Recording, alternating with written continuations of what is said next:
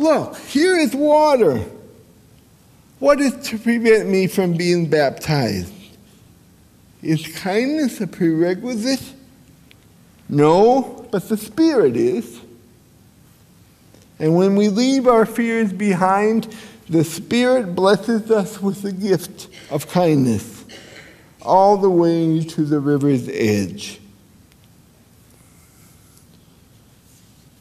In the days when it was considered a true act of peril to touch a human being with AIDS, I was in a class at Pacific School of Religion, and we were being led through an exercise in self-awareness by a professional dancer. The class was midway through the experience when the dancer brought everything to a halt and had us sit down on the floor in a circle around him. He said, I am struggling right now with teaching a bunch of people who take Christianity seriously. I am gay, and I have AIDS. And some of the most vicious attacks I have endured because of my illness have come from people who call themselves Christian. The dancer started to sob, and he hid his face.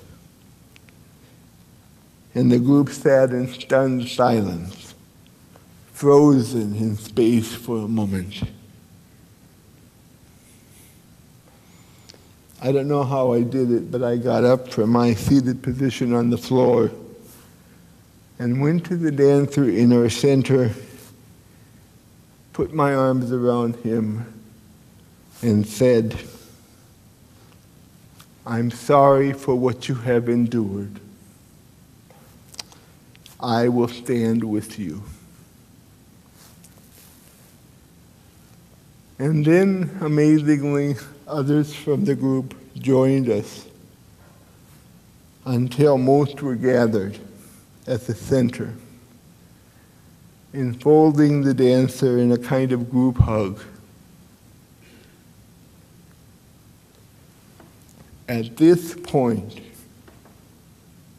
this was the story we told.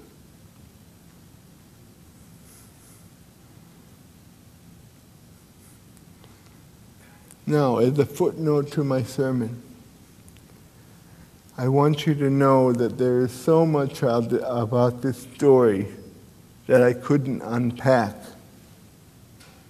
in the time I had. I remember last Sunday.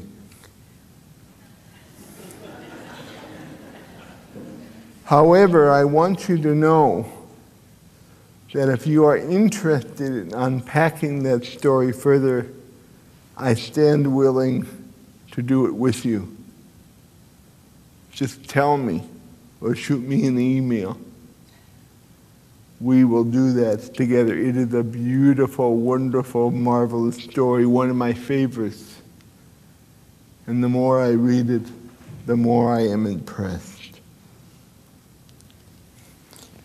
It is a great day to be alive. Thanks be to God. Amen. We're going to sing a communion hymn right now. The bulletin indicates that there's no star in front of it, so you may remain seated if you would like for that hymn.